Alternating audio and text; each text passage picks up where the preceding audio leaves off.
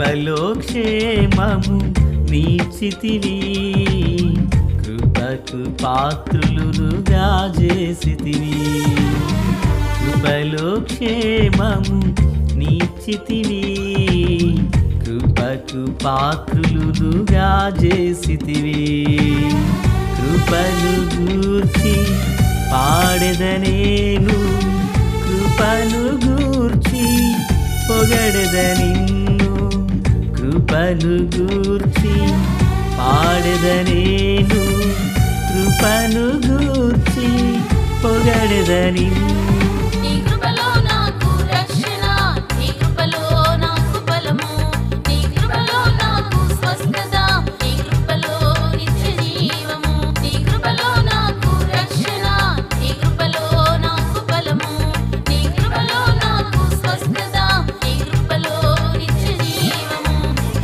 కృపలో క్షేమము నీచితివి, కృపకు పాత్రులుగా చేసితివి.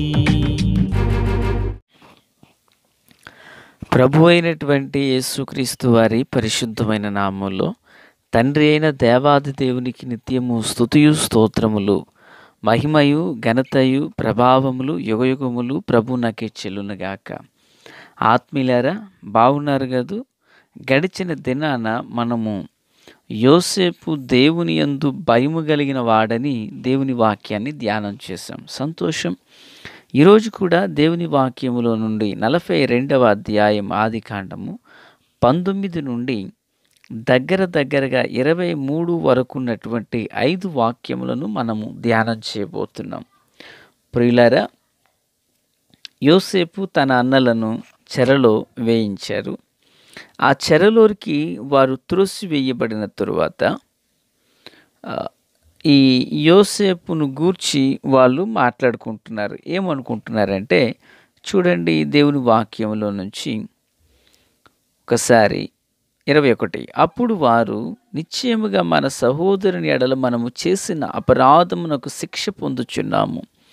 అతడు మనలను బతిమాలుకొనినప్పుడు మనము అతని వేదన చూచియు వినకపోతిమి. అందువలన ఈ వేదన మనకు వచ్చెనని ఒకనితో ఒకడు మాటలాడుకొనిరి. మరియు రూబేను, ఈ చిన్నవాని ఎడల పాపము చేయకూడని నేను మీతో చెప్పలేదా?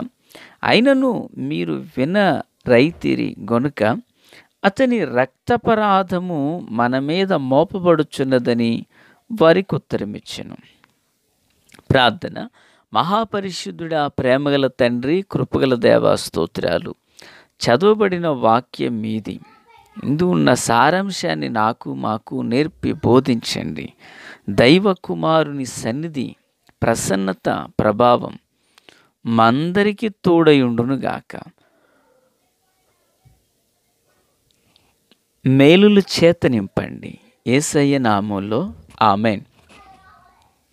ఆత్మీయులారా, ఈ వాక్య భాగంలో మనము గమనించినప్పుడు ఈ యోసేపు 10 మంది అన్నలు కదండి, వీళ్ళు మాట్లాడుకుంటున్నారు. ఆ రోజు మన సహోదరుడైన యోసేపు ఎడల మనము కఠినంగా ప్రవర్తించాము, అతన్ని వేధించాము, అన్యాయంగా అతన్ని శిక్షించాము. మనం ఏదైతే చేసామో మన సహోదరుని ఎడల మనము చేసిన అపరాధమునకు శిక్ష పొందుచున్నామంటూ ఒకరినొకరు మాట్లాడుకుంటున్నారు. ప్రియులారా, ఒక విషయం ఏంటంటే వారు చేసిన దానికి పశ్చాత్తాపపడుతున్నారు. ఎందుకు ఇలా చేసాం ఆ రోజు తమ్ముడికి, యోసేపు పక్షాన మనం ఎందుకు ఇలా ప్రవర్తించామని ఇప్పుడు వాళ్ళు ఒకరినొకరు మాట్లాడుకుంటూ దుఃఖపడుతున్నారు. పిల్లరా, జీవాధిపతి అయిన దేవాది దేవుడు కూడా మానవుని నుండి కోరుచున్నది ఏంటంటే పశ్చాత్తాపం. సిలువలో ఉన్న ఒక దొంగకు పశ్చాత్తాపం కలిగింది, మరొకనికి పశ్చాత్తాపం కలగలేదు. తప్పిపోయిన కుమారునికి పశ్చాత్తాపం కలిగింది. పిల్లరా, యోసేపు కూడా వారిని చెరసాల్లో వేయించింది దేనికి? వారిలో ఏదైనా మార్పు, నూతన స్వభావం కలుగుతుందనే ఉద్దేశమే తప్ప వారి మీద ప్రతీకారం తీర్చుకోనవాలనని మాత్రము కానే కాదు. ఇప్పుడు వారిలో ఆ ఉత్తమమైన, ఉన్నతమైన పశ్చాత్తాపం కలుగుతుంది. ఇంకాను పిల్లరా మనం ముందుకు వెళితే రూబేను వారితో మాట్లాడుతూ అంటారు, ఆ రోజున నేను ఈ చిన్నవాని ఎడల పాపం చేయకూడని నేను మీతో చెప్పలేదా? అయినా మీరు నా మాట వినరైతిరి గనుక అతని రక్తాపరాధము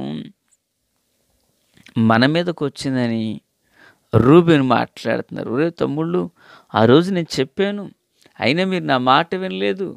ఆ రోజు యోసేపు మీద మనము యోసేపు విషయంలో ఎంత రక్తపరాధ కార్యాన్ని జరిగించామో, ఇప్పుడు అతని రక్తం మన మీద అపరాధంగా మోపబడిందంటూ రూబేను మాట్లాడుతున్నాడు.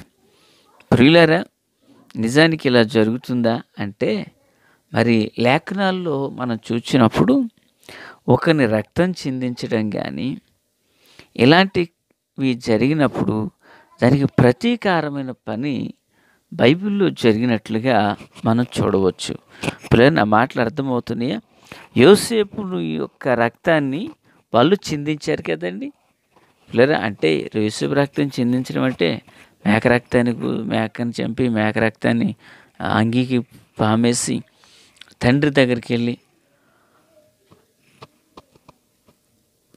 యోసేపు చనిపోయాడని చెప్పడం, పిల్లరా అతని మీద అన్యాయంగా మరి లేనిది ఉన్నట్లుగా మాట్లాడడం చేశారు. బైబిల్ గ్రంథంలో కొన్ని సందర్భాలను మనం గుర్తు చేసుకున్నప్పుడు వారు చేసిన వాటికి తగిన ఫలాన్ని పొందినట్లుగా మనం చూస్తాం. ఉదాహరణకు ఆదికాండంలోని 4:10 మనం చూస్తే దేవుడు అంటారు, అప్పుడు ఆయన, నీవు చేసిన పని ఏమిటి? నీ తమ్ముని రక్తము యొక్క స్వరము నేలలో నుండి నాకు మొర్రపెట్టుచున్నది అంటాడు. అంటే పిల్లరా, ఎవరు వీళ్ళు? కయ్యను, హేబేలు. హేబేలు యొక్క రక్తాన్ని చిందించిన వాడు కయ్యను.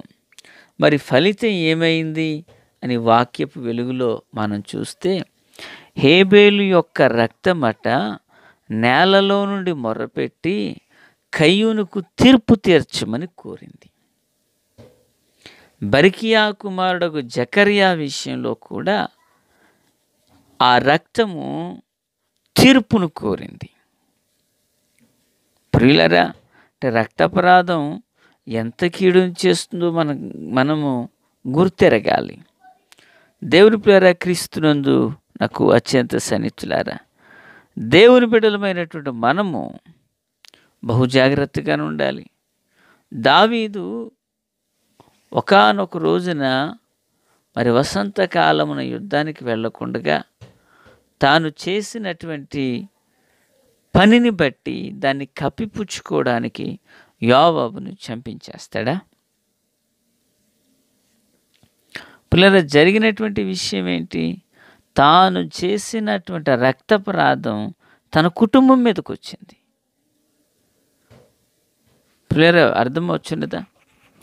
తాను చేసినటువంటి పనికి ఆ కీడు తన కుటుంబం మీదకి వచ్చింది. అంటే రక్తాపరాధం ఎంత భయంకరమో.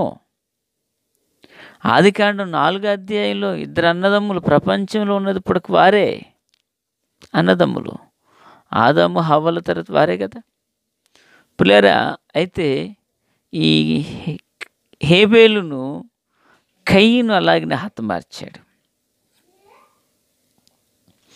అలాగున హతమార్చినందులకు గాను ప్రియులరా, తాను పొందినటువంటి శిక్ష మామూలుగా లేదు కదూ.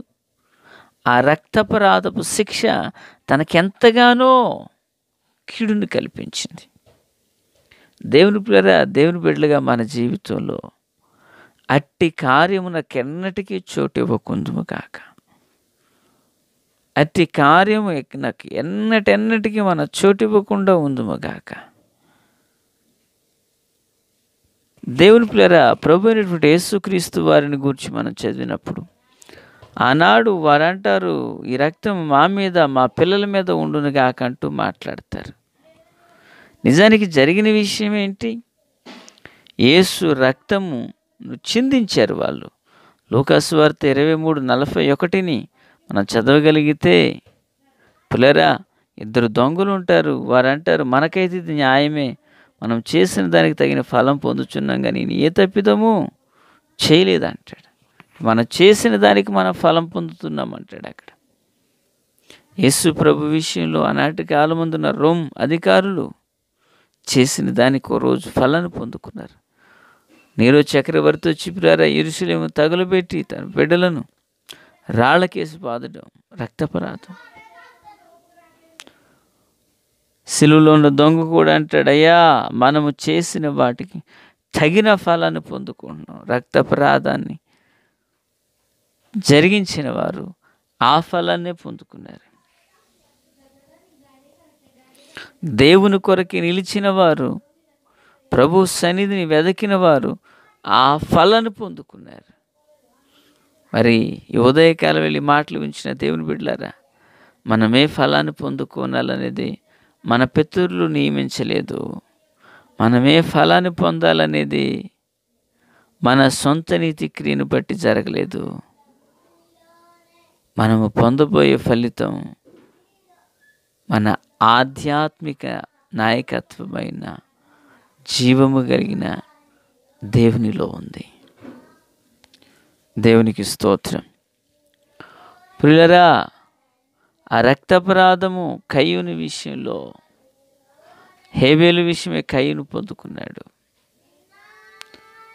దేవుని పిల్లలుగా మన ఆధ్యాత్మిక జీవితాలు ఎన్నటికీ రక్తపరాధమునకు వెళ్ళక, ఒకవేళ ఏదైనా దొర్లినిది అనుకుంటే యోసేపు పనులో పశ్చాత్తాపడి ప్రభు పాదాలు పట్టుకుని నీడల నిశ్చయంగా ప్రభు మనకు సహాయం చేయు సమర్థుడును శక్తి గల వారై ఉన్నారు. ఆ కృపతో దేవుడు మనల్ని దీవించునుగాక.